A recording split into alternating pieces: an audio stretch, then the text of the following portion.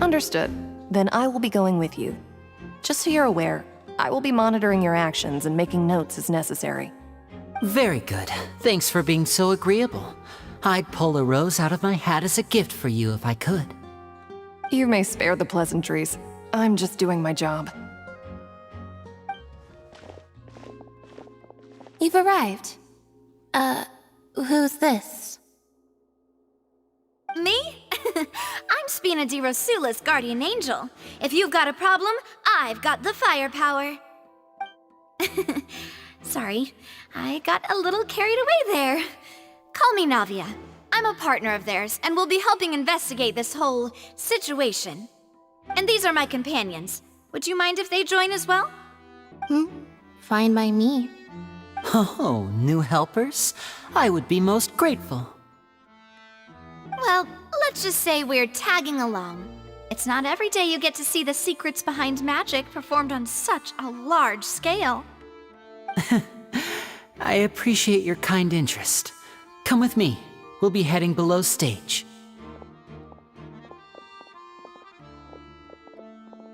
Huh? Below stage? Yes, a world of secrets is hidden beneath this magic box, prepared specifically for this switcheroo trick. But before I reveal everything, you should have a look first. Notice anything strange here?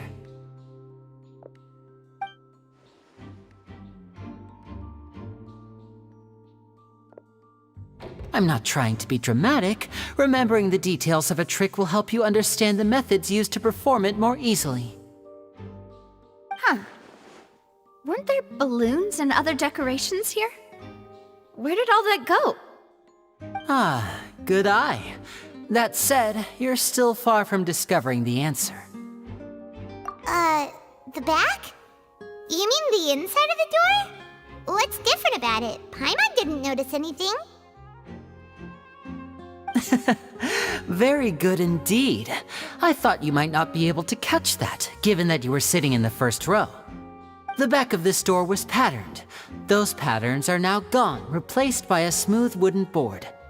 So, if you put 2 and 2 together, what do you get?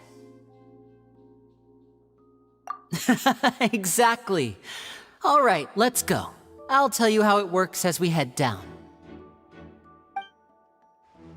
Oh, so there was a passageway under the magic box!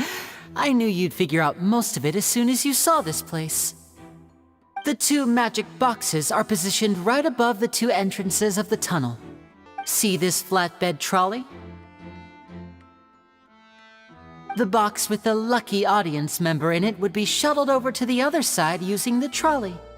This trolley can raise and lower and even rotate, ensuring that the box will face in the right direction. I see. So that's the purpose of the box inside another box. Precisely. The inner box would descend after the audience member was put inside and be moved along the trolley, all while the outer box would remain on stage as if nothing had ever changed. So that's how you did it! Once the box was lowered, the trolley would store some energy through this device here, with which it would complete the rest of the steps. The audience member would only be able to feel some slight movements in the dark, and by the time she walked out, she would already be back on stage. Right! You were talking that whole time, and you even came out for a moment near the end! Ah, yes. A phonograph operated by Lynette was used to achieve that effect. My assistant and I had already scripted our conversation beforehand. When the countdown began, I had already gone to the opposite box via a tunnel using that ladder. And what about Lynette? Where was she? I was in the mezzanine space in the back of the box. Oh, interesting! That's how we were able to coordinate Lyney's lines with the assistant. And, by the way, I was the one who walked out of the box at the end. I mean, we are twins. All it takes is a change of clothes and no one can tell who's who. And that's my favorite part of this trick.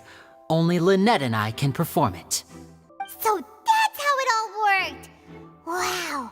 Every detail you revealed was more amazing than the last!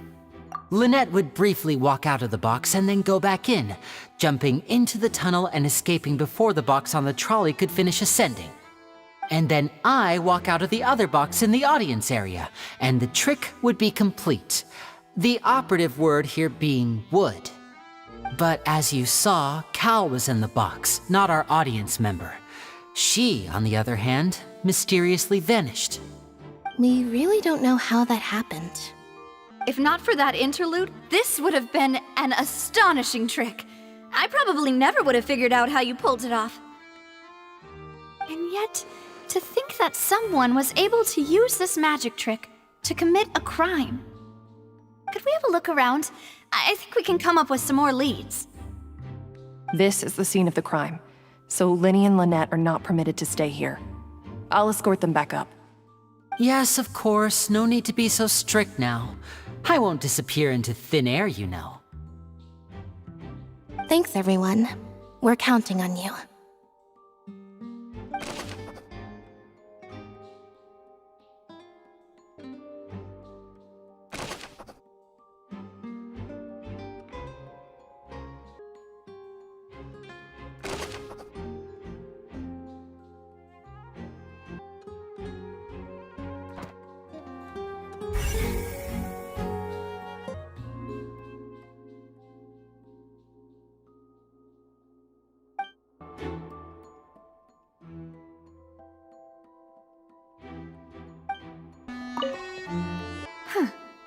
What's this? Looks like a hook tied to the end of a rope. Huh? There's all kinds of odds and ends here. Perhaps it was a prop for a different trick. But why would it have been left here? Whatever it is, let's make a note of it first.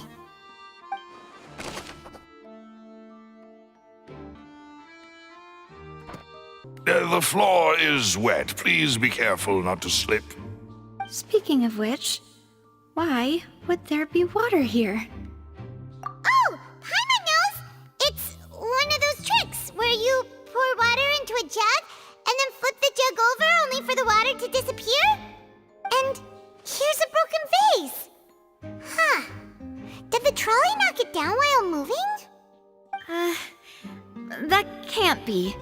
The trolley moves along tracks from start to finish. It couldn't have hit the vase at this distance. Let's note this down too and think about it later.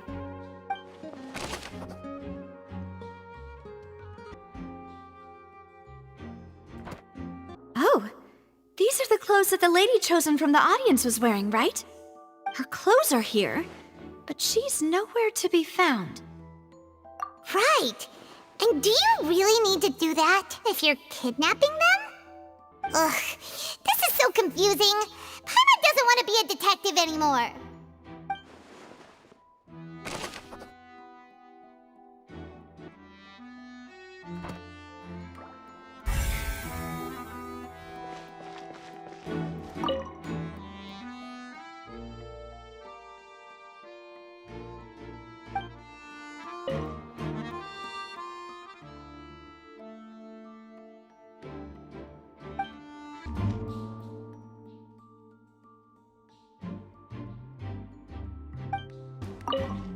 What is this place? It seems someone could fit through here. Could this have been the suspect's escape route? Alone, perhaps. But if they had to pull another person with them, this space would be too narrow. But there are no other ways in or out of here. Oh, you're right! Let Paimon write that down.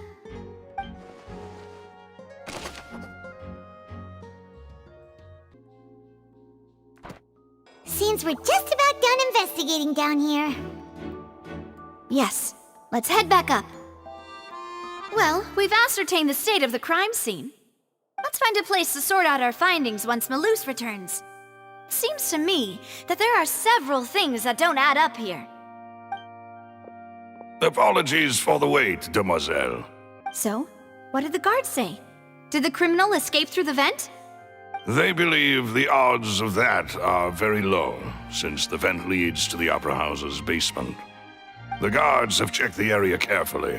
No one left through the basement during the performance or after the incident, and no one was found hiding there. So the tunnels become like a secret chamber then! You know, like the kind you usually see in novels! The plot thickens. Halsey's disappearance and Cowell's death are both quite inexplicable. No wonder Farina was so confident in her accusation. All the current evidence points toward Lyney and Lynette.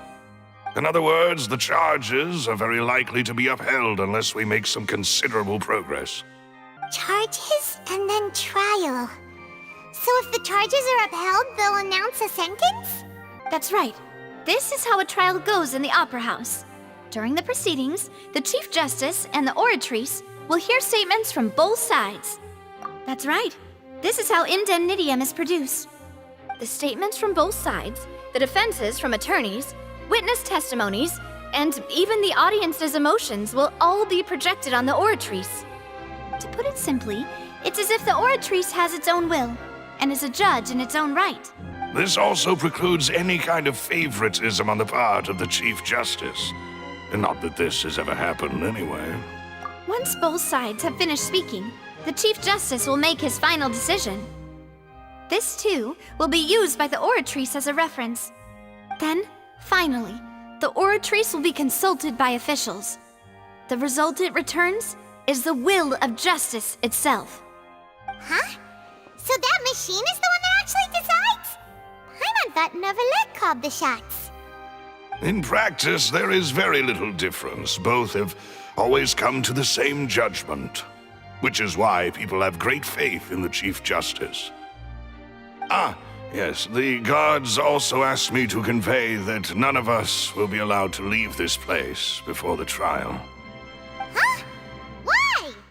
Because we've chosen to act as the twins' proxies. That makes us persons related to the case. They're concerned that we might be colluding with outside parties, or that we might find outside help to disrupt the case. And even if that were not so, it could prove problematic if we happen to spread key information about the case ahead of time.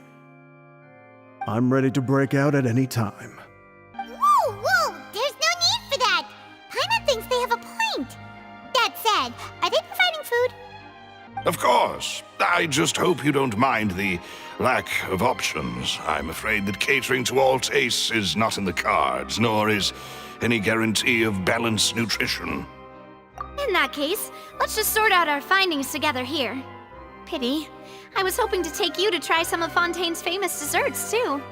I mean, what better way to properly think through our findings than over some tea and sweets?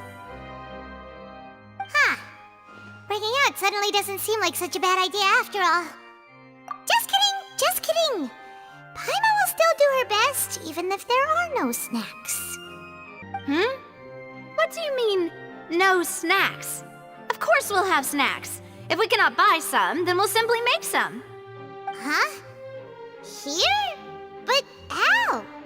Understood, demoiselle. Everyone, please come with me.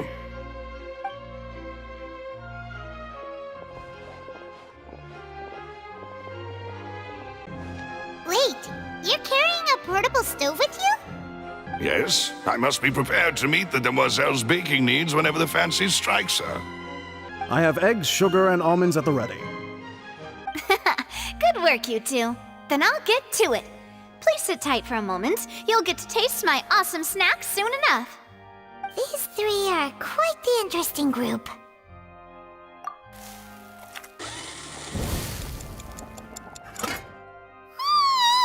And Paimon thought it smelled good while it was still in the oven! Oh, it's even better now. Paimon can't stop drooling. From the way you had these two guys carrying all that stuff around, Paimon thought you'd have them do more during the baking process. But you ended up doing the entire thing by yourself. Beating the egg whites, grinding almonds, everything. I was applauding.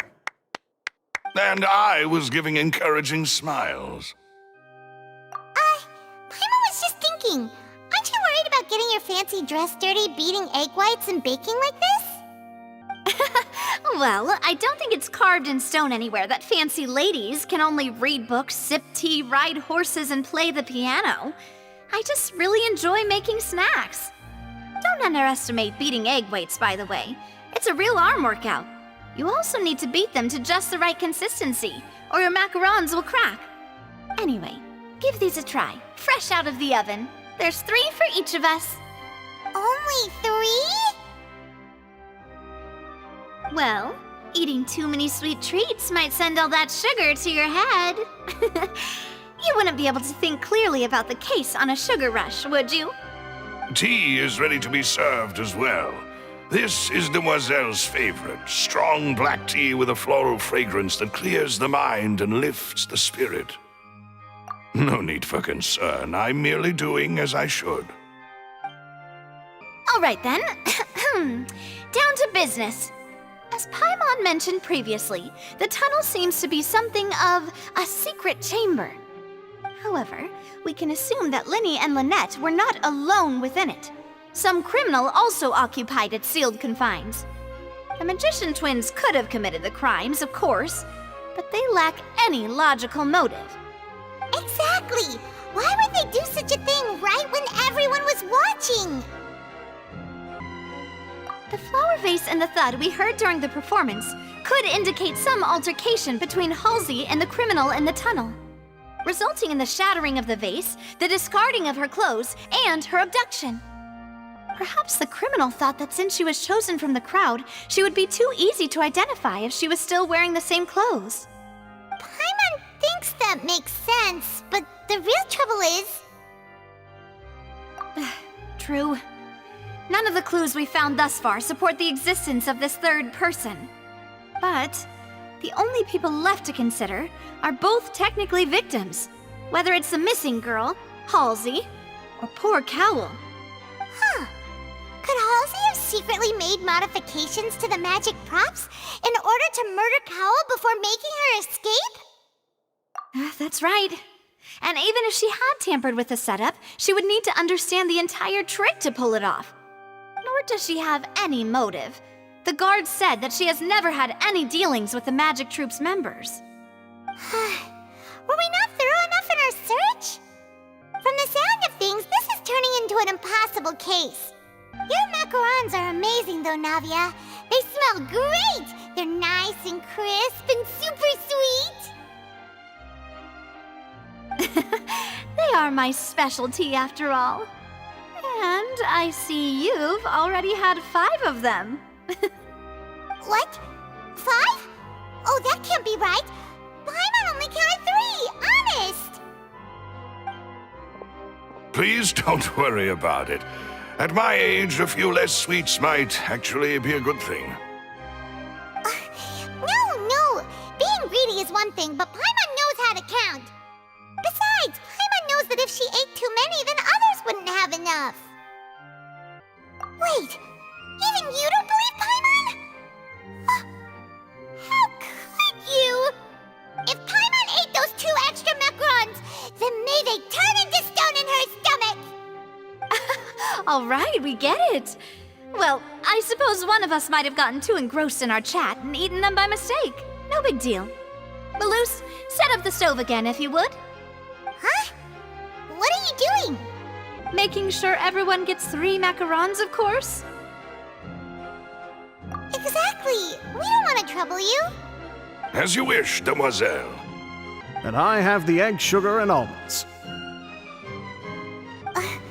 Well, this really is your hobby, huh?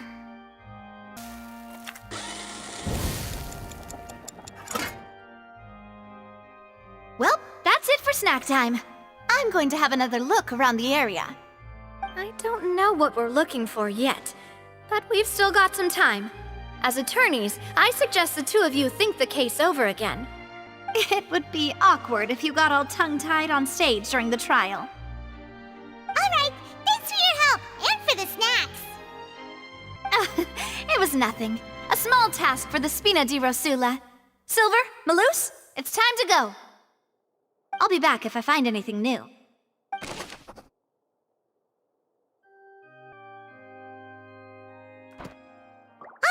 It's time to put our heads together. We've got to get our defense ready for the trial. Oh, it's probably gonna be a long and difficult case. worrying about that now. We just need to prepare.